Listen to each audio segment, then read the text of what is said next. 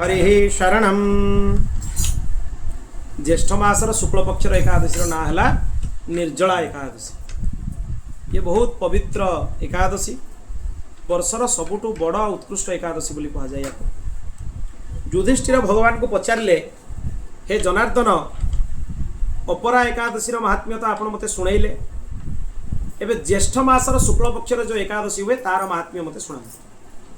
भगवान श्रीकृष्ण कहले, राजन, यार वर्णन धर्मात्मा सत्यवती नंदन भगवान वेदव्यास करेंगे, कहीं सी हूँ संपूर्ण शास्त्र मानकर तत्वविद, शास्त्रज्ञ, ब्रह्मवेता आ वेद वेदांगरे पारंगम सी ही करेंगे। मुहर आम शुणा।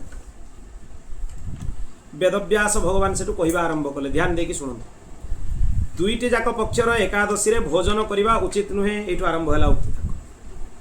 उभय पक्षर एकादशी किसी लोक भावना थाए शुक्ल पक्ष गुड़ा करवा, कृष्ण पक्ष करवानी, बड़ एकादशी करवा, सान एकादशी करवानी। बड़ सान किसी एकादशी नहीं, एकादशी हूँ एकादशी। उभय पक्षर एकादशी रे व्रत करवा उचित, भोजन करवा उचित नुहे। द्वादशी दिन स्नान आदि द्वारा पवित्र होइकी भगवान केशवंकर पूजा करिकी नित्यकर्म समाप्त हवा परे ब्राह्मण भोजन देकी अंतरे स्वयं भोजन करवा उचित। हे राजन, जनना शौच मरणा शौच रे भी एकादशी रे भोजन करवा उचित नुहे।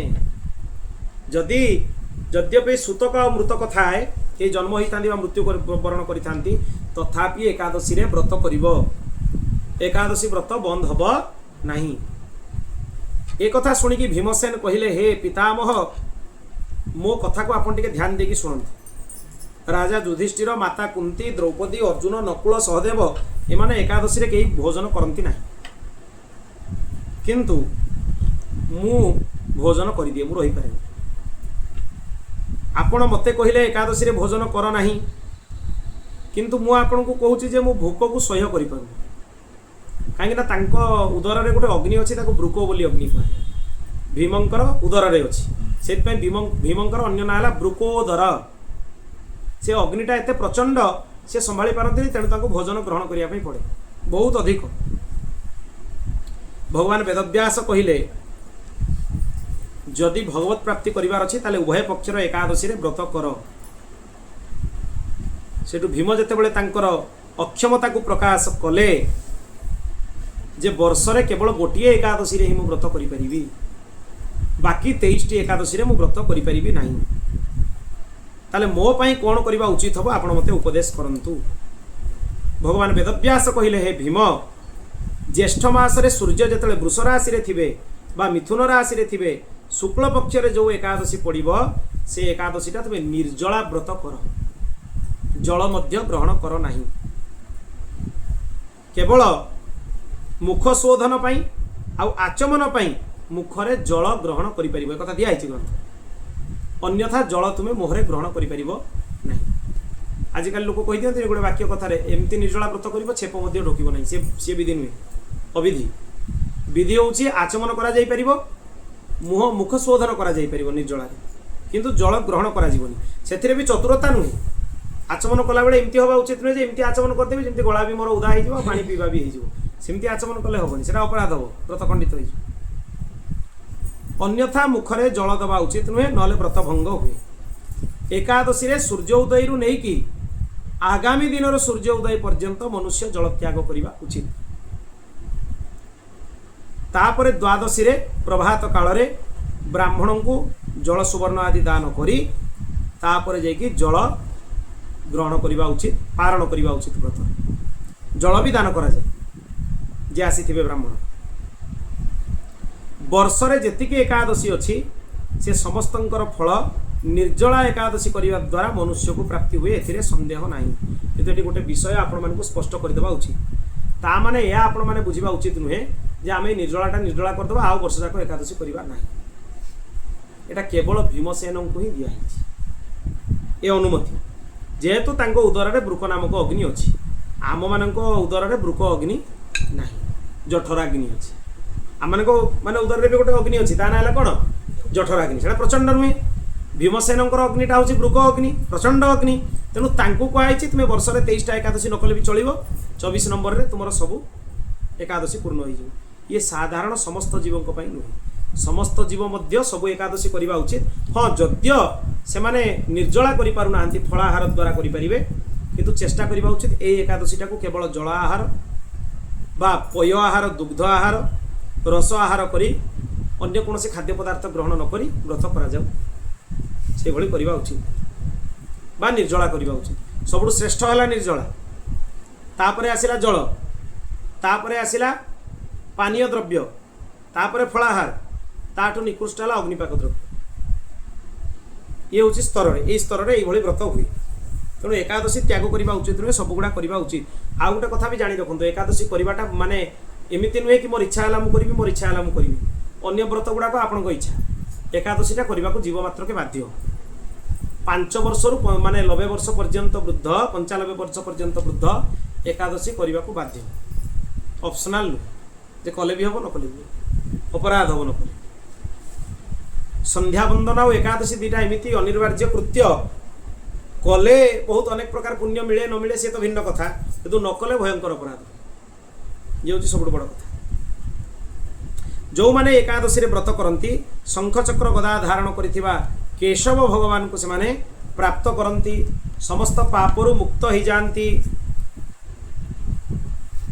जमदूत तांको पाखु आसंतिनी विष्णुदूत माने तांको भगवत धाम को नहीं जाती तेणु ए एकादशी रे उपवास करिबा उचित श्री हरिंकर पूजन करिबा उचित रात्रि जागरण पूर्वक भगवानकर समर्चन करिबा उचित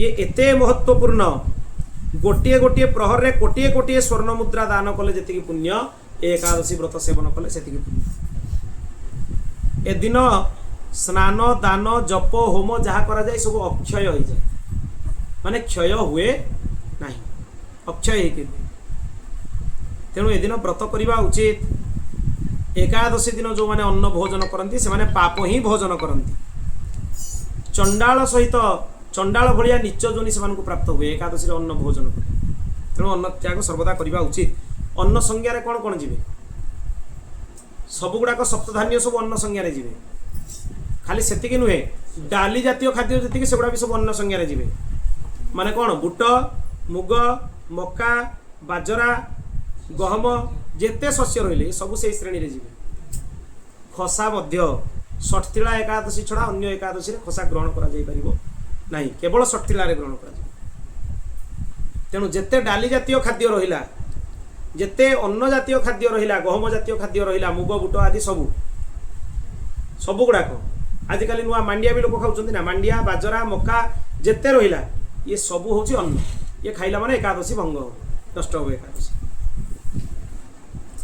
दुर्गति को प्राप्त हम नरक प्राप्ति हुए जीव मान जो माने दान करती परम पद प्राप्ति हुए महापाप जो माने करिथांती से माने भी पापरु मुक्त हो जाती दान निश्चय करवा उचित एकादशी तार बहुत महत्व ब्राह्मण को संतुष्ट करवा उचित ए एकादशी द्वारा निजर पूर्व पीढ़ी पर पीढ़ी समस्ते उद्धार हो जाते पूर्व पीढ़ी माने भी उद्धार हो जाते जेते पीढ़ी थांती पूर्वर ता सहित कौन कौन दान करा जाई परिबो निर्जला एकादशी अन्न वस्त्र गो जल शज्या आसन कमंडलु छत्र ये द्वादशी दिन दान करवा उचित ता सहित दशमी ही यार व्रत धारण करवा उचित एक भुक्त अन्न भोजन पूर्वक व्रत धारण करवा उचित ये सब कहीं व्यवस्था कराई आपड़ जदि त्रिवार अन्न ग्रहण करेंगे दशमी एकादशी दिन भल भाव में व्रत हो पार अत्यधिक क्षुधा और तृष्णा आसी शोष लगे ही लगे तेणु विशेष भाव में से दिन दशमी ये आरंभ करवा उचित द्वादशी दिन भी भगवान पूजन करवा उचित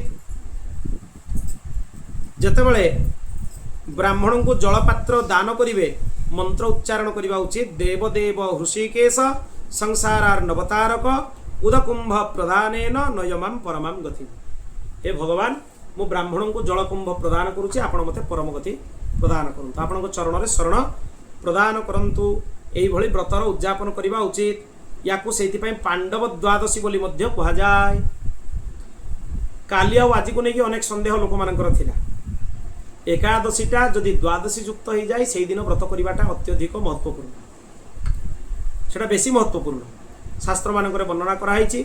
वैष्णव मताब्ज भास्कर भी आचार्य चरण वर्णना कर हरिभक्ति विलास आचार्य चरण वर्णना कर तेणु यह सब ग्रंथर आधार में द्वादशी प्रधान एकादशी को ही महत्व दि जाए। आ स्पष्ट भी लिखाई अम्बरीश चरित्र द्वादशी व्रत विषय स्पष्ट लिखाई। तेणु एथिरे टिके भी द्वंद्व करने उचित नुहे व्रतटा कौ दिन कर एकादशी अहोरात्र रहिले भी जदि ता परवर्ती दिन सूर्य उदय भी न थाउ अरुणोदय काल सामान्य स्पर्श हो द्वादशी को ताले एकादशीटा को त्याग करके द्वादशी दिन व्रत करने उचित स्पष्ट आचार्य चरण ग्रंथ लिखि वैष्णव मताब्ज भास्कर। आजिकल आम मान स्थिति कौन हो निजे निजे गोटे गोटे पांजी रखी दौचे मोबाइल गोटे गोटे अच्छी यूट्यूब हूँ सब बड़ गुरु से आम विभिन्न लोक अशास्त्रीय वक्तव्य शुणिकी तार अनुकरण करी अनुकरण तो नुहे हनुकरण करी अनुकरण भल जिनस कराए खराब जिनस अनुकरण कराए हनुकरण कराए तेणु तार हनुकरण करी ताकू आम पढ़ी निजे निजे सब पंडित हो विभिन्न प्रकार आचरण निजे निजे सब विधान दे दूचे ये सब कराए ना व्रत नियम शास्त्र हूँ प्रमाण। आज द्वादशी महाद्वादशी कहीं व्यंजुलासा मम प्रिया भगवान पद्म पुराण कहते जो दिन व्यंजुला महाद्वादशी सी मोर अत्यधिक प्रिय आज हूँ व्यंजुला महाद्वादशी तेणु आज ही व्रतर विधि आसंता काली उद्यापन विधि तेणु से आधार में व्रत करने उचित। बोल भक्तवत्सल भगवान की श्री हरि शरणम श्री कृष्णार्पणमस्तु।